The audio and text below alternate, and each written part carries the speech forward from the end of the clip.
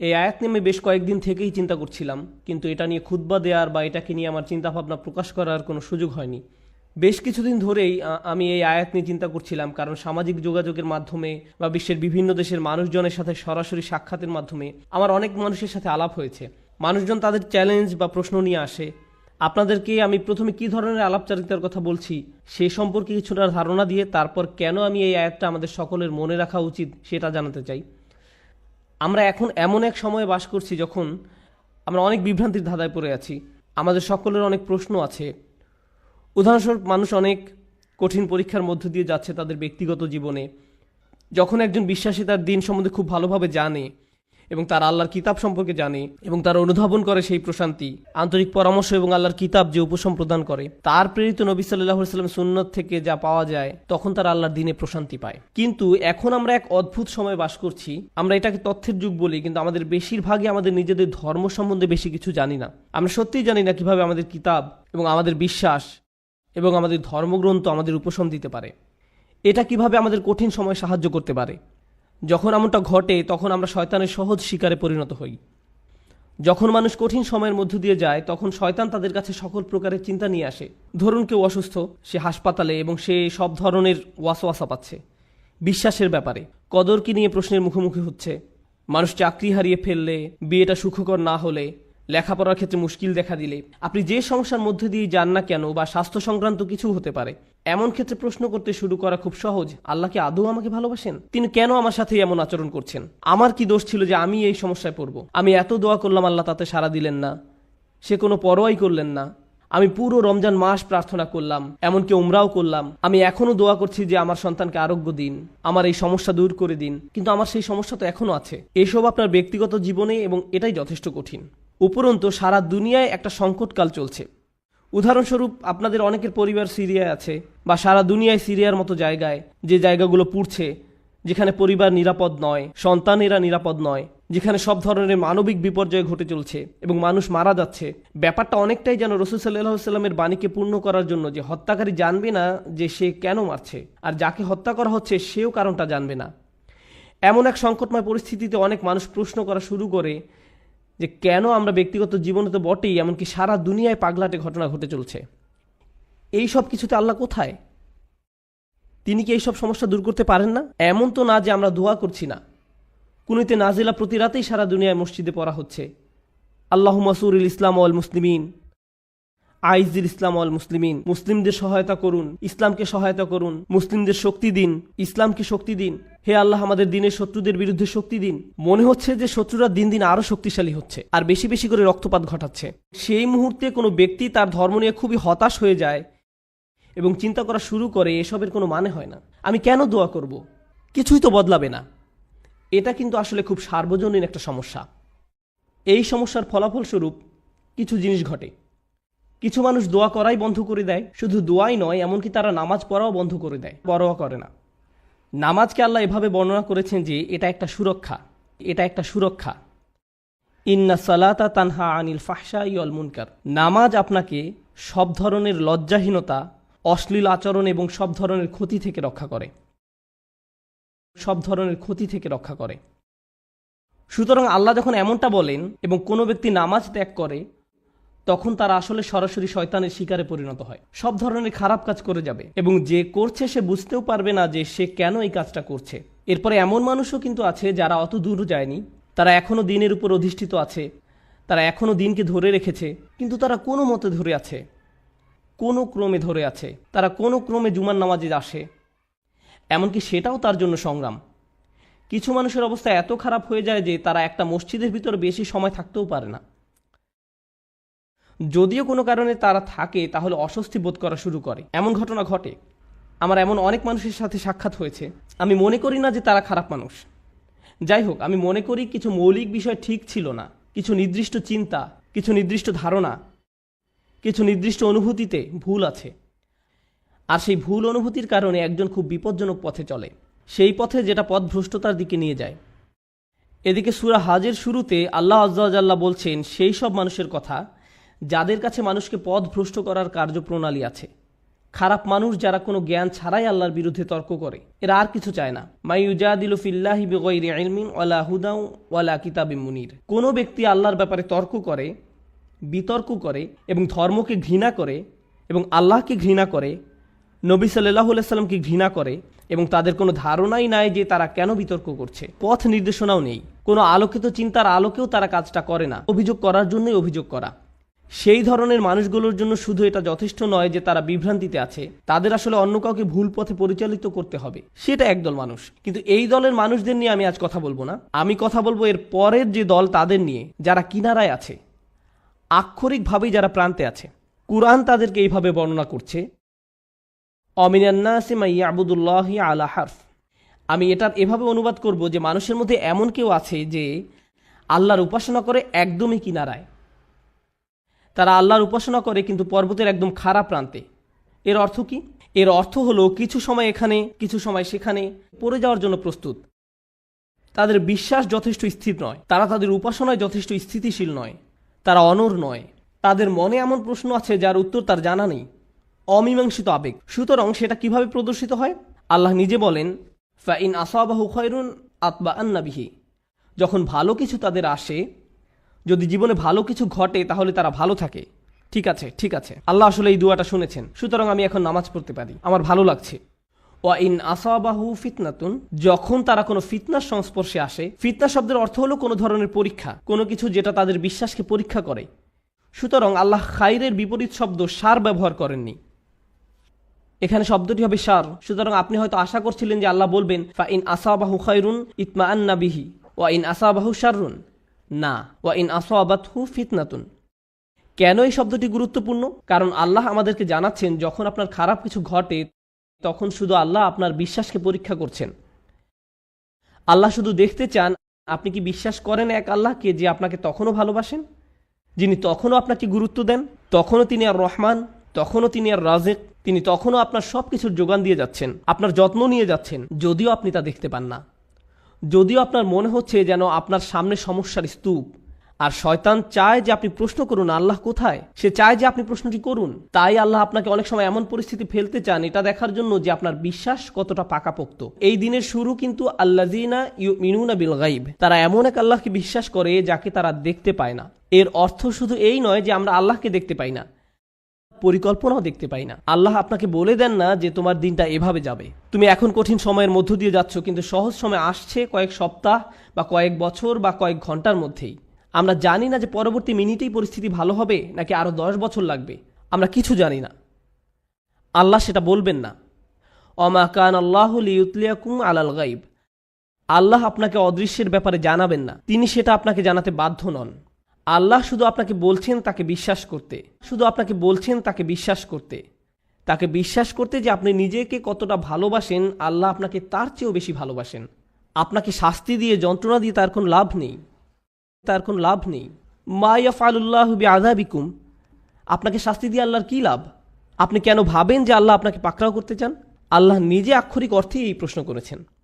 সুতরাং যখন আপনি আমি পরীক্ষার মধ্য দিয়ে যাই, তখনই এটা হিসাব করে দেখার সময় যে আল্লাহকে বিশ্বাস করা তো সহজ, যখন সব কিছু ঠিক আছে তখন এটা তুলনামূলকভাবে সহজ। কিন্তু বিশ্বাস করা কঠিন, বিশেষত আল্লাহর কিছু নামে, আল্লাহর সেই সব নামে যেগুলোকে আমরা কঠিন সময় আঁকড়িয়ে ধরে আছি। সেগুলোকে ধরে রাখা কঠিন যখন আমাদের উপর আঘাত আসে, যখন আমরা বিশ্বাস করি যে আল্লাহ উপশমকারী, আল্লাহই সব শিফার মালিক, তার কিতাব হলো শিফা, আর আপনি হাসপাতালে বসে আছেন মৃত্যুমুখী মায়ের কাছে বা মৃত্যুমুখী বাবার কাছে, তখন বিশ্বাস করা কঠিন। এটা অনেকের কাছেই কঠিন মনে হয়।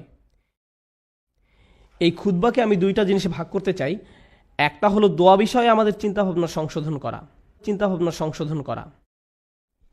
পবিত্র কুরআনের অধিকাংশ দোয়াতে, নবী সাল্লাল্লাহু আলাইহি সাল্লামের সুন্নতের অধিকাংশ দোয়াতে আপনি খুব সাধারণ একটা ব্যাপার খেয়াল করবেন যে কোনো না কোনোভাবে আপনি আল্লাহর কাছে নিজের জন্য আরও বেশি শক্তি, আরও বেশি সামর্থ্য প্রার্থনা করছেন। আপনি আল্লাহর কাছে পথ প্রদর্শন, আল্লাহর কাছে ক্ষমাশীলতা এবং আল্লাহর কাছে কৃতজ্ঞতা প্রকাশ করার দোয়া করছেন। আউজিআনি আন আশকুরা নি'মাতাকা আল্লাতী আন'আমতা আলাইয়া, আমাকে ক্ষমতা প্রদান করুন যাতে আমি আপনার নিয়ামতের কৃতজ্ঞতা প্রকাশ করতে পারি। আমি আপনাদের একটা উদাহরণ দিব যা দ্বারা আপনাদের বুঝতে সহায়ক হবে যে আমি আসলে কি বোঝাতে চাচ্ছি। যেমন ধরুন, একজন মানুষ সমুদ্রে ছিল এবং তাদের জাহাজের সাথে পাথরের সংঘর্ষ হয়ে জাহাজটি ডুবে গেল। তিনি একটি কাঠের টুকরায় সমুদ্রে ভেসে আছেন, দোয়া করছেন এবং আল্লাহর কাছে দোয়া করছেন। এমত অবস্থায় তিনি দুইভাবে দোয়া করতে পারেন: হে আল্লাহ, আমাকে এখনই একটি দ্বীপে স্থানান্তর করুন এবং এই ঝড় বৃষ্টি বন্ধ করে দিন, অথবা হে আল্লাহ, আমাকে এই কঠিন সময় মোকাবেলা করার শক্তি দিন। এখন তিনি দোয়া করলেন, আমাকে এখনই একটি হেলিকপ্টার পাঠান এবং আমাকে একটি দ্বীপে নিয়ে যান। দোয়া করতে লাগলেন, হেলিকপ্টার হেলিকপ্টার হেলিকপ্টার, কিন্তু কোনো হেলিকপ্টার আসলো না। তিনি বললেন, আল্লাহ, আমাকে হেলিকপ্টারও পাঠালেন না, আমি তো অনেক দোয়া করলাম, এটা ঠিক না, বাদ দাও, আমি আর দোয়াই করব না। অথবা মনে করুন, উনি দোয়া করছেন সমুদ্র শুকিয়ে সমতল ভূমি হয়ে যাক, বলছেন, হে আল্লাহ, আপনার তো সেই ক্ষমতা আছে যে কোনো অবস্থার পরিবর্তনের, আপনি সকল কিছুর সৃষ্টিকর্তা, আপনি এই সমুদ্রকে সমতল ভূমিতে পরিণত করতেই পারেন। আপনি যেহেতু ইব্রাহিম আলাইহিসসালামকে নিক্ষেপ করে আগুন ঠান্ডা করে দিয়েছিলেন, আপনি আমার জন্য এটাও করতে পারেন।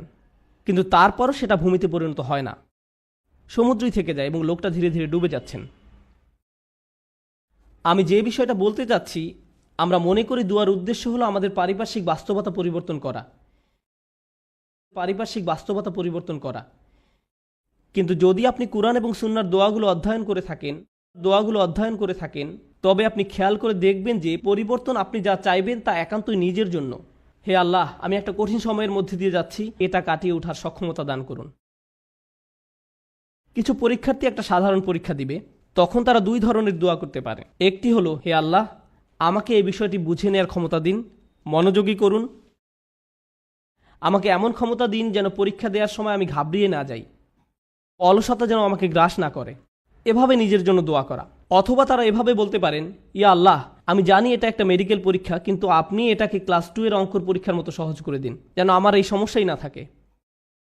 আপনি হয়তো বাস্তবতা বদলাবার জন্য দোয়া করতে পারেন, অথবা নিজের সক্ষমতা বৃদ্ধির জন্য দোয়া করতে পারেন। বেশিরভাগ মানুষ যারা ধর্মবিশ্বাসে দুর্বল, তারা নিজেদের ক্ষমতা বৃদ্ধি বা নিজেদের পরিবর্তন চায় না, এবং আল্লাহর কাছেও তাই চায়। কিন্তু আসলে কি সেই পরিবর্তন হয় না? এবং যখন পরিবর্তন হয় না, তখন তারা আল্লাহকে দোষারোপ করে, কেন আপনি আমার পৃথিবীকে পরিবর্তন করেননি, কেন আপনি সব কিছুকে আমার জন্য সহজ করে দেননি। আপনি যদি চান বাস্তবতা আপনার পক্ষে থাকবে, তাহলে আপনাকে সত্যিকারভাবে শিখতে হবে কিভাবে আল্লাহর কাছে সমর্পিত হতে হয়। এমন নয় যে যখন কিছু প্রয়োজন, কোনো সমস্যা, তখনই আল্লাহর কাছে সাহায্য চান, বরং আপনি আল্লাহর কাছে সব সময় আসবেন, আপনাকে সব সময় তার কাছে সমর্পিত হতে হবে। এভাবে এই মনোভাবের উন্নতি হবে এবং এমন একটি সময় আসবে যখন বাস্তবতা আমাদের কাছে আত্মসমর্পণ করবে, আর সেই সময় হলো যখন আমরা আল্লাহর সাথে মিলিত হব। লাহুম মা ইয়াশাউন, আমরা যা চাই তা সবই আমরা পাবো। সমস্যা হলো আমরা সবাই এই মুহূর্তে চাই। আল্লাহ বলছেন, আমি তোমাদের সবই দিব, কিন্তু এখন তোমরা কিছু ভালো অভিজ্ঞতা অর্জন করবে এবং কিছুটা পরীক্ষায় পড়বে। আর একমাত্র যে কারণে তিনি আমাদের পরীক্ষায় উপনীত করেন তা হলো তিনি চান আমরা যেন উত্তীর্ণ হই এবং জান্নাতের জন্য যোগ্যতা অর্জন করি, কারণ এই কষ্টকর যাত্রা আমাদেরকে তাঁর সান্নিধ্যে নিয়ে আসবে। পরবর্তী প্রসঙ্গে আসতে পারি, যাতে করে এই আয়াত শেষ করতে পারি। প্রতিবন্ধকতার উদ্দেশ্য। আমরা আমাদের জীবনে কিছু জিনিস চাই। একজন যুবক হয়তো বিয়ে করতে ইচ্ছুক বা একজন যুবতী বিয়ে করতে ইচ্ছুক। আপনি একটা ভালো চাকরি বা বাড়ি চান, আপনি চান আপনার পরিবার ভালো থাকুক, আপনি সন্তানদের ভালোভাবে লালন পালন করতে চান, তাদের জন্য ভালো শিক্ষা, তাদের ভালো বিয়ে দিতে চান। আমাদের জীবনে বিভিন্ন জিনিসের অগ্রাধিকার রয়েছে, এমন জিনিস যা আপনি চাচ্ছেন গত মাস থেকে। আপনি বিভিন্ন জিনিস এই জীবনে অর্জন করতে চান। আল্লাহ তার কিতাবে আমাদের শিক্ষা দেন যে এমন একটা জিনিস আছে, তা যদি তোমরা অর্জন করতে পারো, সেটা হবে তোমাদের জীবনের সবচেয়ে বড় অর্জন।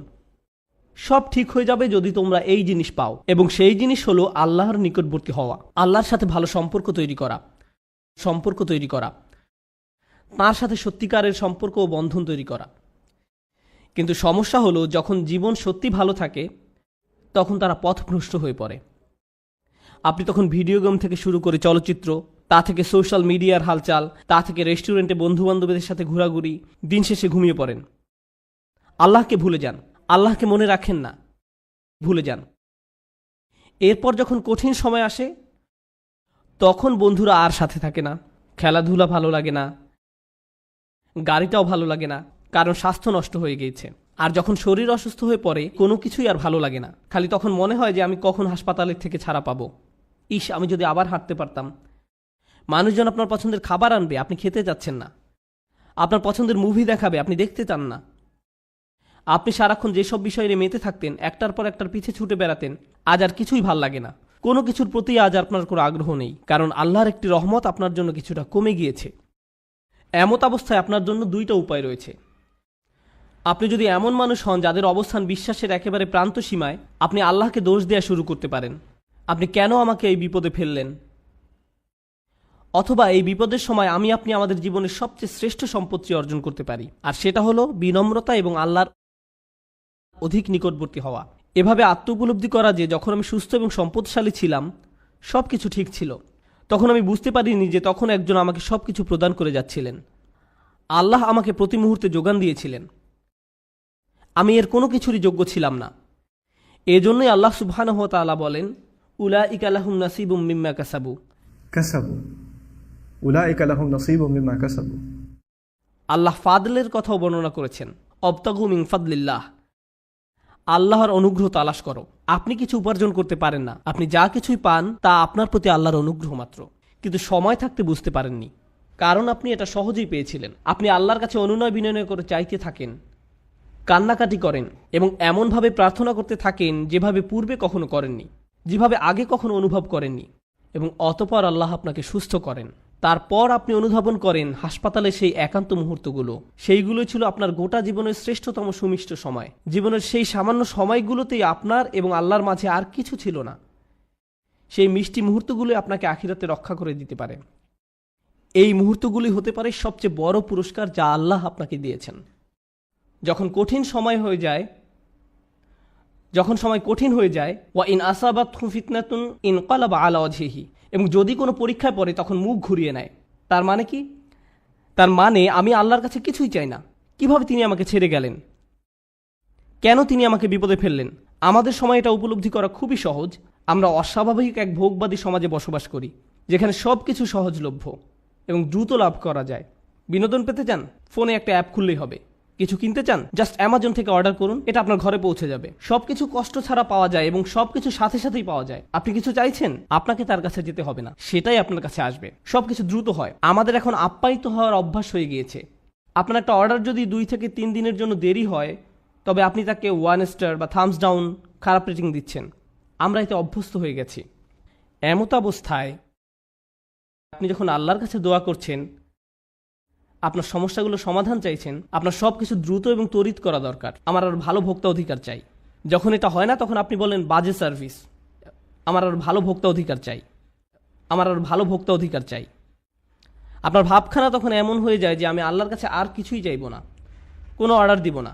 আপনি এখন ক্রেতার মতো সুবিধা পেতে চান, আর আপনি আল্লাহর কাছ থেকে মুখ ফিরিয়ে নেন এবং বলেন তিনি আমার কথা শুনছেন না, আমার সমস্যার সমাধান করছেন না। বুঝতে চেষ্টা করুন যে সবার জন্য আল্লাহর পরিকল্পনা রয়েছে।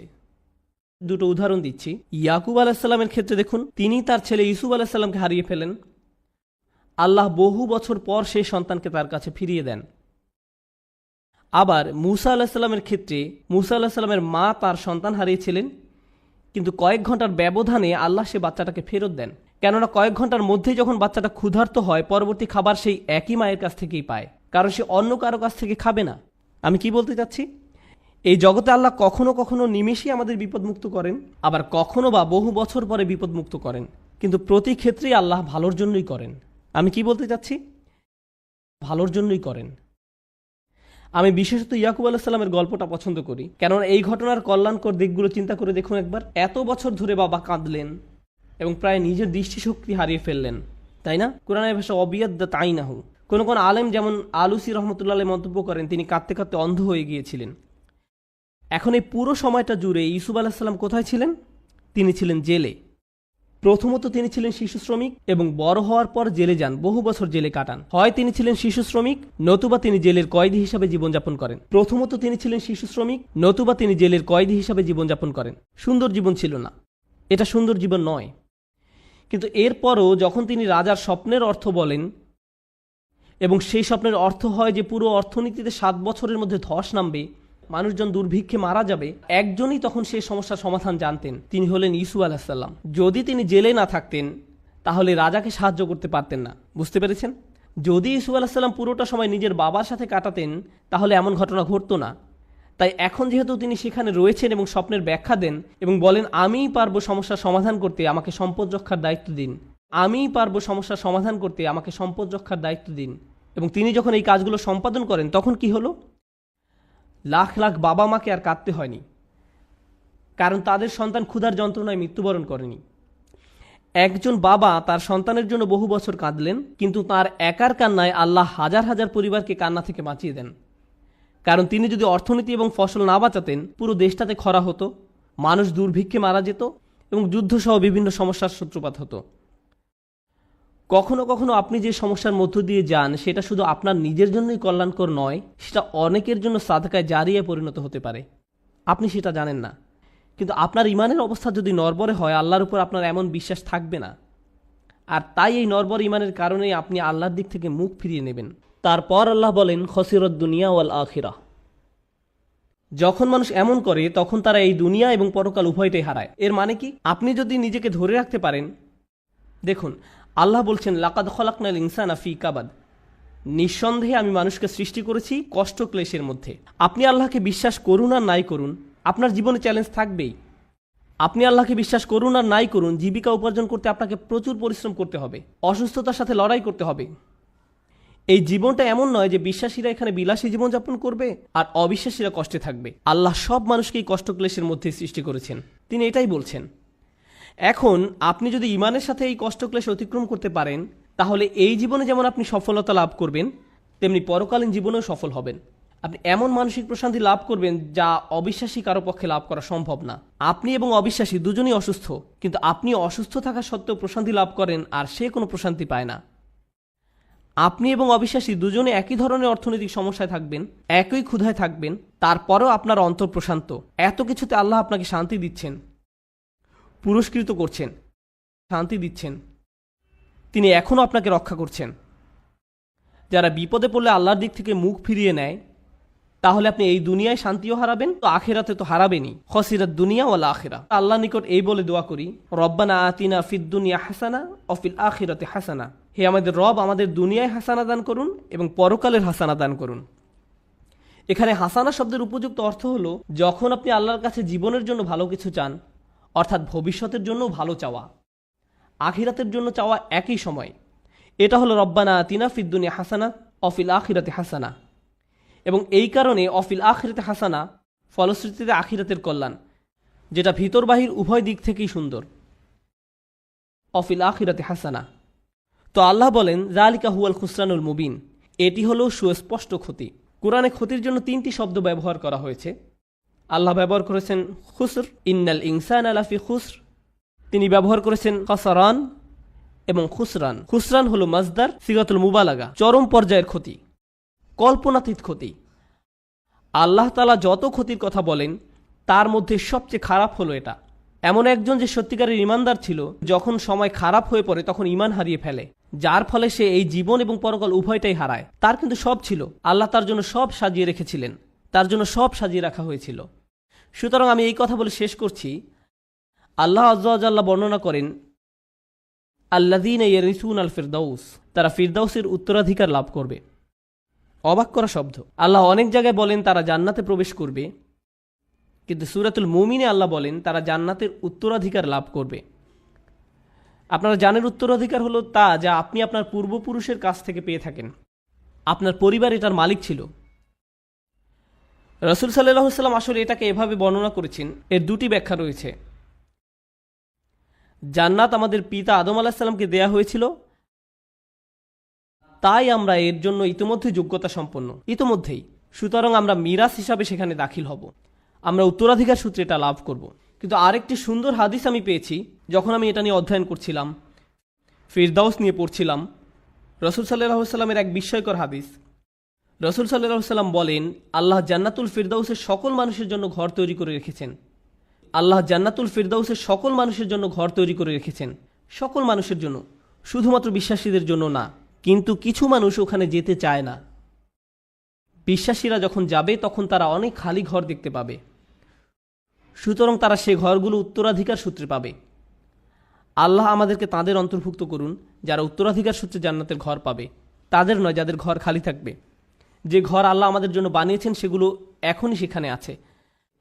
আপনার প্রতি আল্লাহর প্রত্যাশা রয়েছে যে আপনি সর্বশ্রেষ্ঠ জান্নাতে প্রবেশ করতে পারবেন, সুতরাং এটা নষ্ট করবেন না। দুর্বল ঈমান নিয়ে থাকবেন না, আল্লাহর প্রতি নিজের বিশ্বাস হারাবেন না। জীবনের কঠিন সময়গুলোকে এভাবে দেখুন, আল্লাহ দেখতে চান আপনি সেই ঘরগুলোর জন্য কতটুকু মূল্য দিতে চান। আল্লাহ আমাদের কঠিন সময়গুলো তার সহায়তায় পার করার তৌফিক দিন, এবং যাতে আমরা কখনোই কোনো পরিস্থিতিতেই তার উপর থেকে বিশ্বাস না হারাই। বারাকাল্লাহু লি ওয়া লাকুম। আসসালামু আলাইকুম ওয়া রাহমাতুল্লাহি তাআলা ওয়া বারাকাতুহু।